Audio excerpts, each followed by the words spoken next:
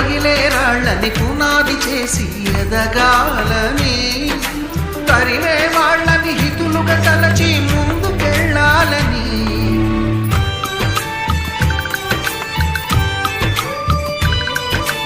కన్నుల నీటిని కలల సాగుకై వాడుకోవాలని,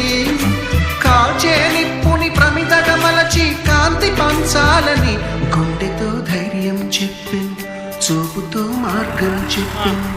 అడుగుతో గమ్యం చెప్పెను, నేనున్నానని నీకేం కాదని, నిన్నటి రాతని మార్చేస్తానని.